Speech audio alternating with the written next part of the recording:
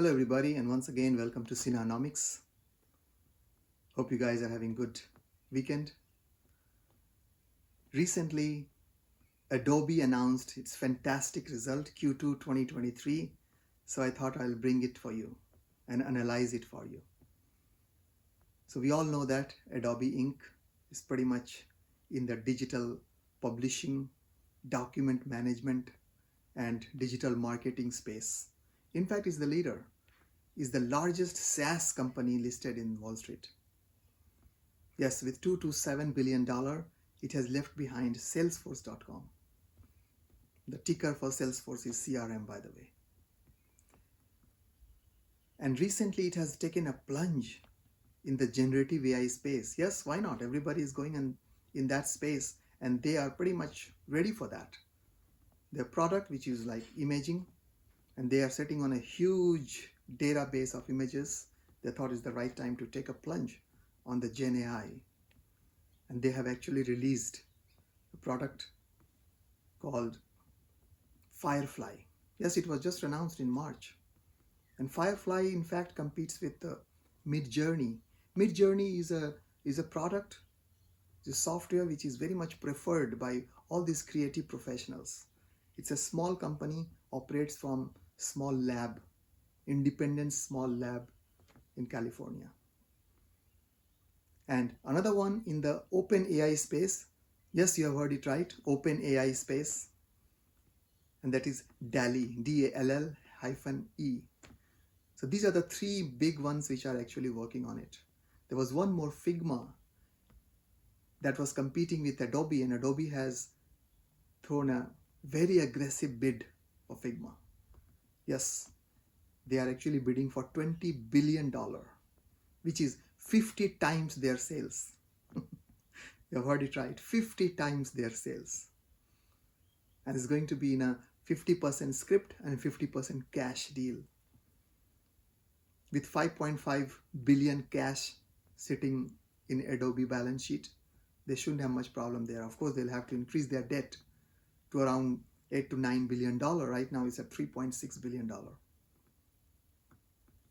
Well, let's look at the businesses it operates in. But before that, let me tell you one thing. It's a constant compounder, guys. For the last 10 years, it has actually given a compounded return of 15%. And if you look at the last 3 years, it's 14%. That's fantastic. 93% of the revenue comes from subscription. So it's a very sticky, recurring business. It operates in 3 different segments. Primarily 2, but for our analysis, let's put 3. There's a small, tiny little business as well of publishing and advertising. So one is the digital media, which is 73% of his business. And digital media is pretty much like Adobe Creative Cloud. Photoshop and Illustrator is part of that. We all have been using Photoshop. It's not new to any of us, I think. They form 73% of the total business, and this quarter they have grown 11% year over year. The another one is digital experience, and that is the digital marketing part of that. And that is 25% of the business, and that has grown 12% year over year.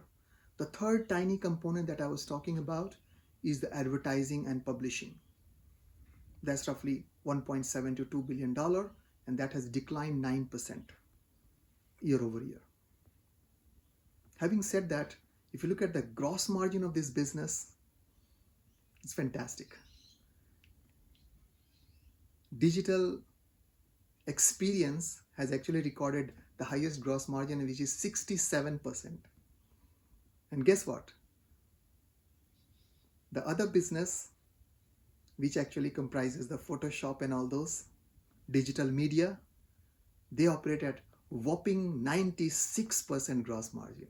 Yes, you have heard it right. 96% gross margin. Overall, the gross margin was around 88%. So let's look at the financials now.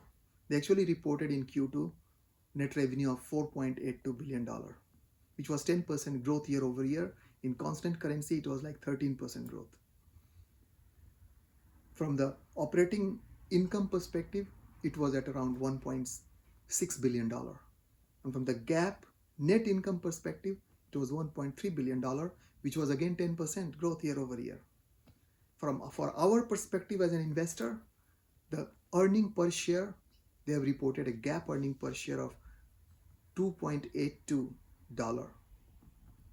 which is 13% higher year over year. And from the non-GAAP perspective is $3.91, which is 17% higher year over year. So overall, if you look at the result, it was fantastic result. And now with their generative AI venture, I think it's making the company much more valuable. I talked about the cash in the books, $5.5 billion. Their long-term debt is around $3.6 billion. Cash from the operation, something like $2.6 billion. For a company like that, I think it makes sense to consider having this in your portfolio. Having said that, I was mentioning it is still competing with Midjourney and others. And Midjourney is a preferred one, but who knows? With such a cash-rich and large juggernaut, I will call that, the largest SaaS company, maybe that can be a takeover target for Adobe. So with this, of course, it's trading at around $507 per share, which had a stupendous run in the last 1 to 2 months, just like any other generative AI company. So with that, think about having this in your portfolio if you like this. But remember, this is not a recommendation. Talk to your financial advisor before making any investment decisions. The goal of this channel is to create financial awareness so that you can act on it, analyze the companies, and make money.